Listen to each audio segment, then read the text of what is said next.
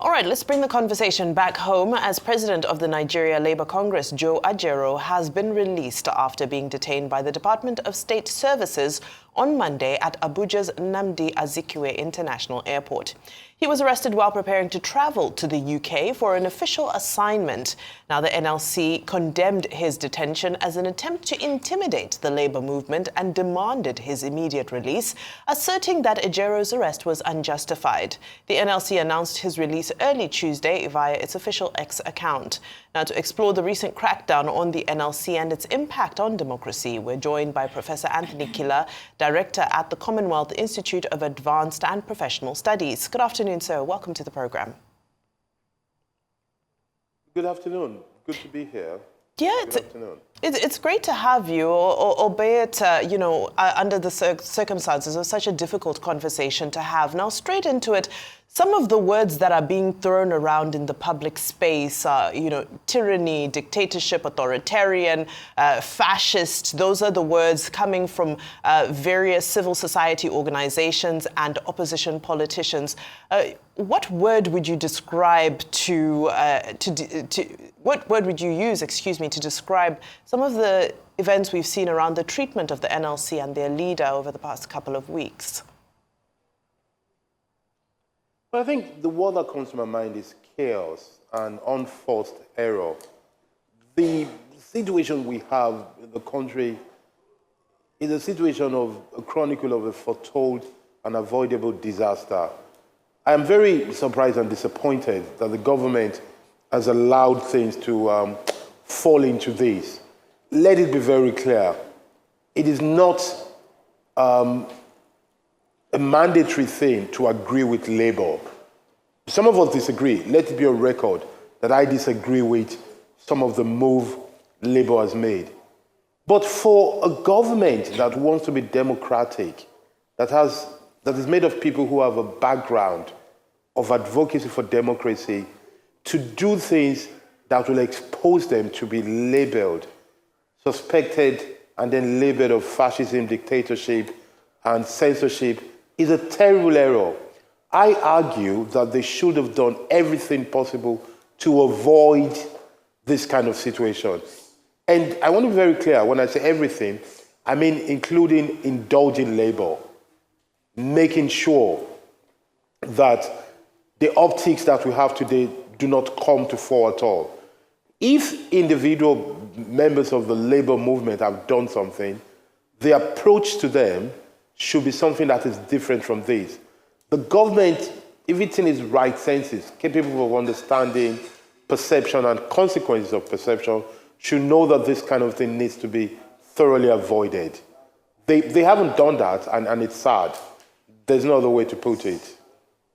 All right, Professor, from your perspective, this is a foretold and avoidable disaster. Excuse me. Now, when you look at this arrest that occurred yesterday... Yes, indeed, it is. Yes. When you look at this arrest that occurred yesterday, even though the release has also taken place, and then I also recall we had an interview with a representative of the NLC when they were expressing their dissatisfaction and their sense of betrayal based on the president's approval of the increase in petroleum prices. When you look at all these events that are unfolding simultaneously, what are your expectations, or how do you think the negotiating table or room will be when it comes to Labour having future dialogues or potential dialogues with the government of the day? How do you foresee the room, the nature of the room, based on all that has preceded this event, or that potential meeting I foresee so far? Generally, yes. But I think the next thing that will happen is, a decline, a reduction in the level of trust that those negotiating with government will have with government, and perhaps government with others as well. Because, quite frankly, for adults in official position to have conversation, and for one to say we agreed this, another one to say we didn't mention it, there's something pedestrian about it. We should be having this kind of conversation even before we go into policy and merit of the policy itself. The process tells you there's something wrong the way we're doing things. Government of a country as big as Nigeria, as a matter of fact, even government of a Boy Scout, even the government of a residential estate, the management of a residential estate should not have a meeting with anybody, and then after that you say, we didn't discuss that. That is not permissible. You know, this is gross indolence, is what I call it. I think moving forward, to your question, moving forward, there's going to be distrust when people sit with government, and then it has to be more formal to make sure that this element of distrust or incomprehension or misrecollection of facts are there. That is the lesson we're learning from this episode.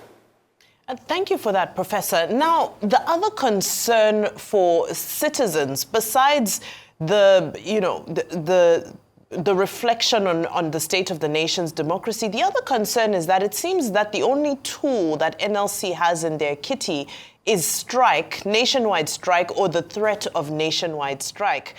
So now citizens are living on the edge of their seats in anxiety because we worry that if there's any further breakdown in relations, the nation is going to be brought to a standstill.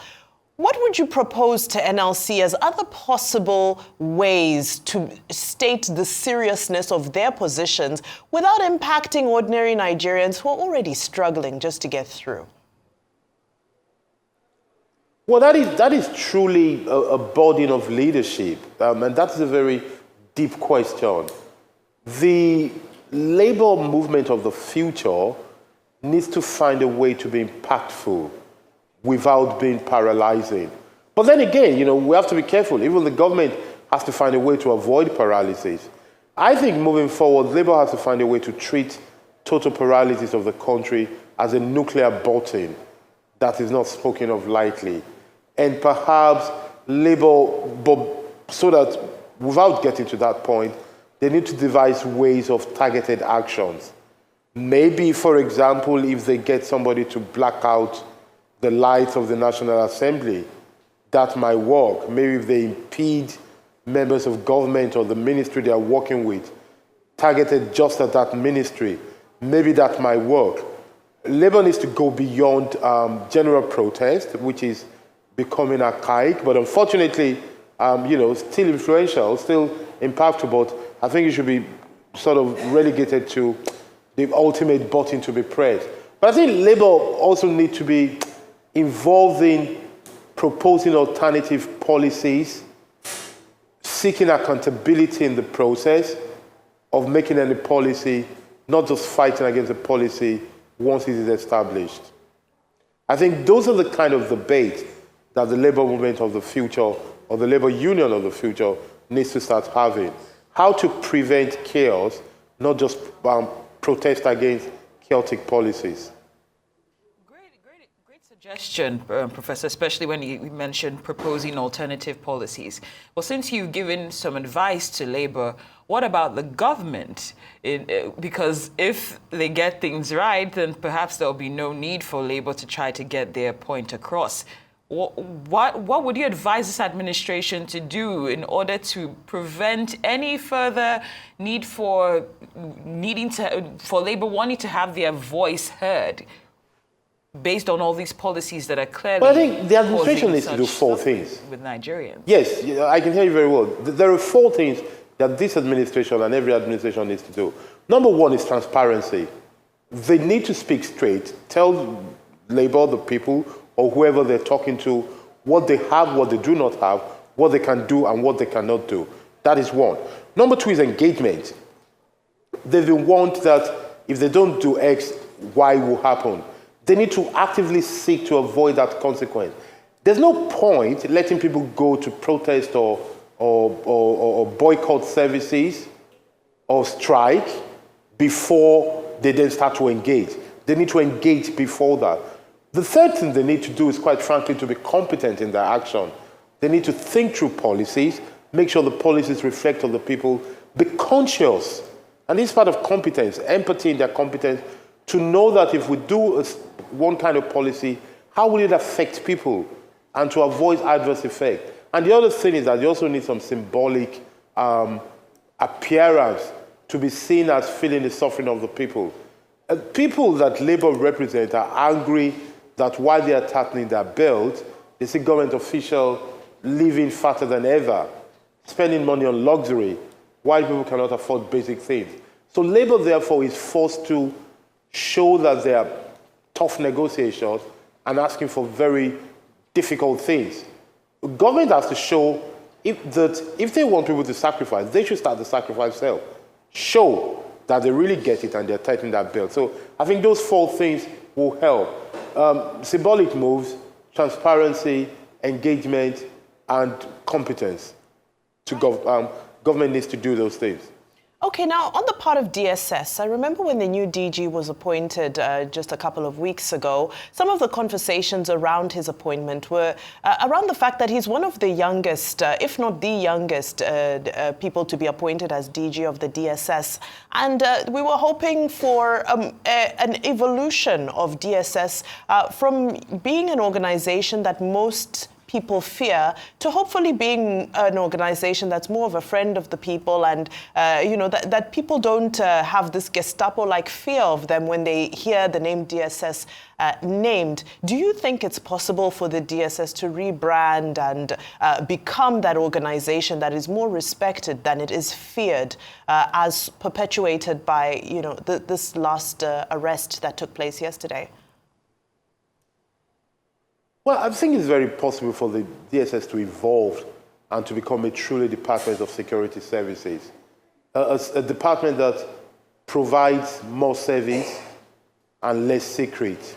And it is truly a department for the people. I think that is possible. I was not one of those people who got excited because they appointed a young person into any position. For 2 reasons. I don't believe in that ageism thing. Unless somebody is very weak and they can't occupy a role, I don't think age really matters. Also because experience has shown us what young people can do in this country. So age is not a guarantee, nor is it a bias. And we need to remember something. A lot of people that are ruling Nigeria and that have ruined Nigeria, they got into power when they were young. Let's not forget that. The only thing is that they stay there, they refuse to go, and they don't let others come in, and they keep putting their children and other people there. So this age thing, I don't buy it. I buy competence. I think individuals should be judged on their worldview, their understanding, and what they can bring to the table, not really their age or their gender. I've never been a fan of that. But I think the DSS, like every department, can be reviewed. It just needs to be people-centered, and it needs to be conscious of avoiding bad optics. That is what we need.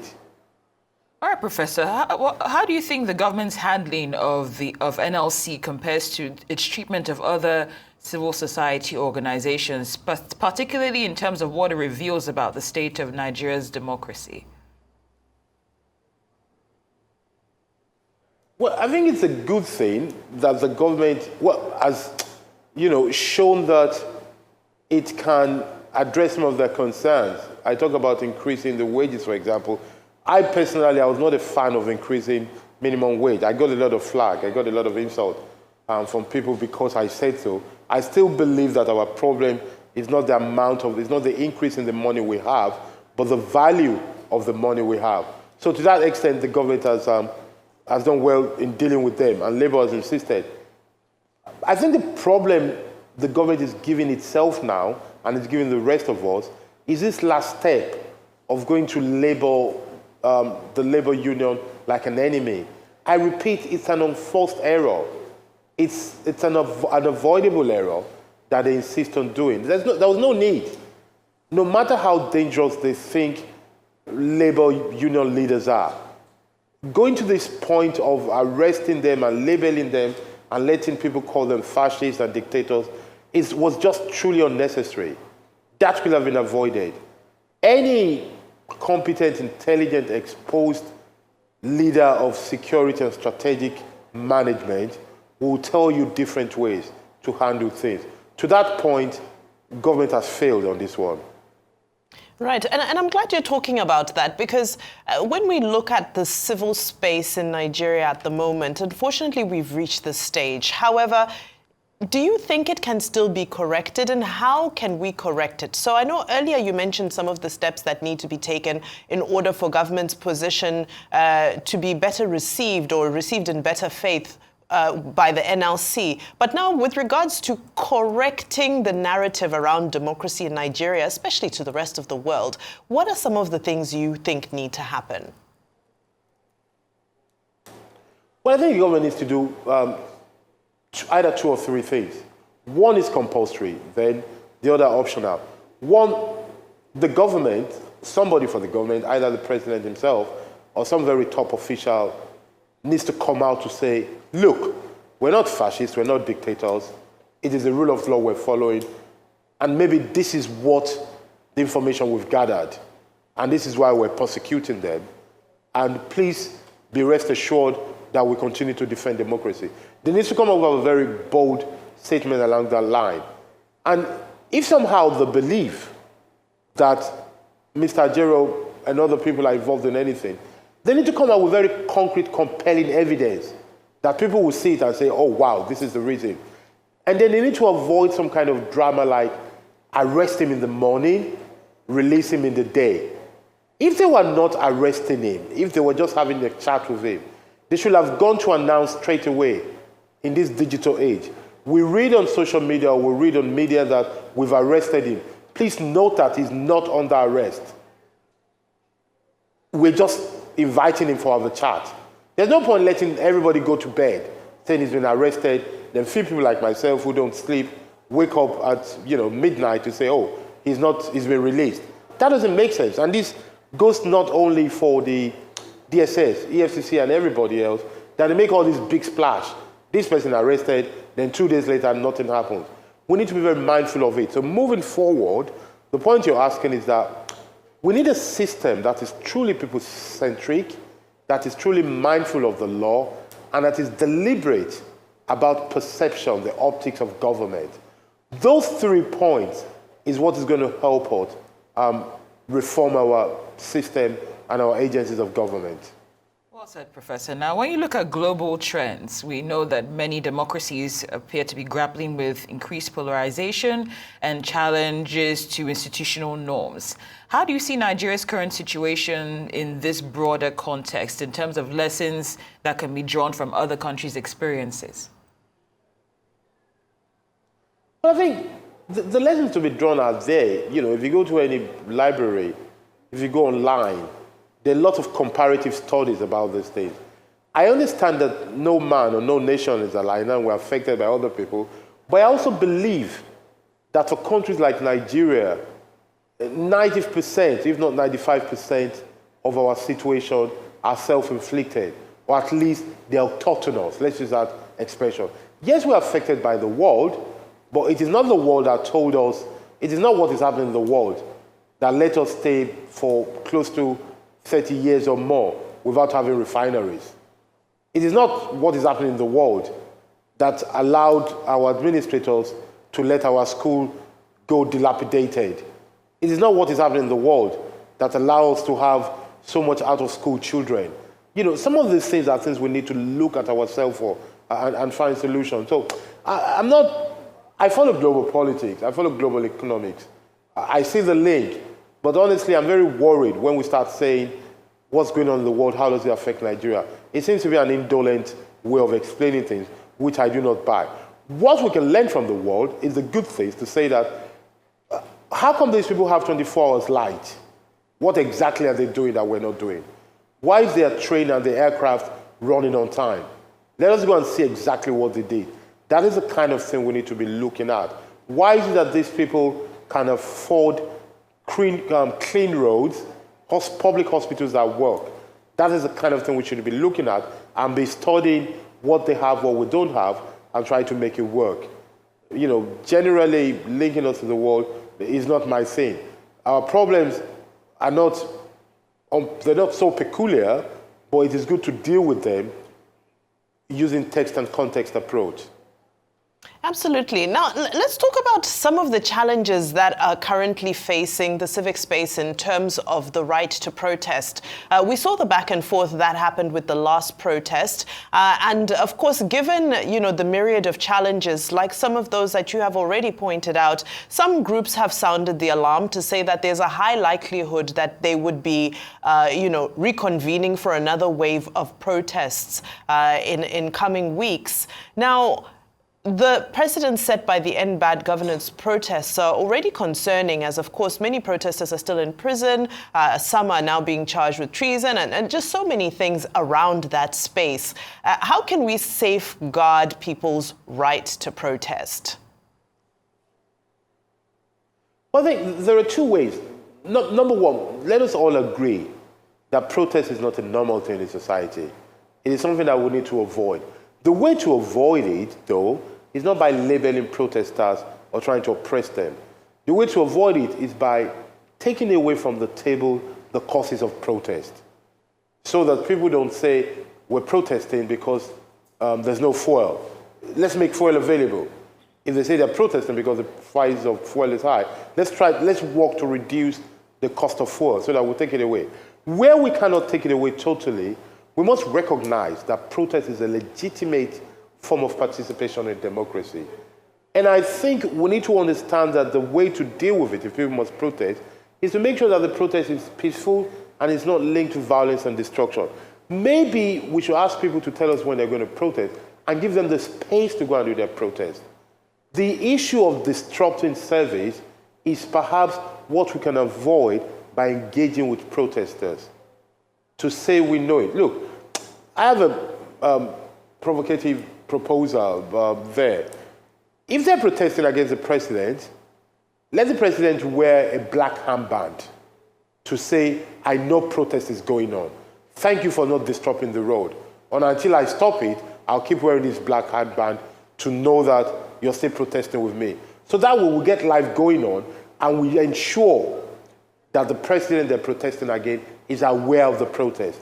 Why do I say this? We need to sort of agree that the interest of protesters is not to disrupt people's life. It's to call attention of the government. So if the government can show them that I have your attention without going to the road, if the protest then insists to go, then we know we have a problem. The problem we have here is that, unfortunately, government is not helping things. There are too many actions they take that are taken only after people have gone protesting, striking, or even violent.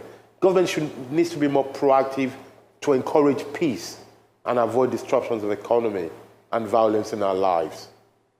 Professor Anthony Kila, this has been a very enlightening conversation. We'd like to thank you for your time and insight here on Newsday. Thank you so much.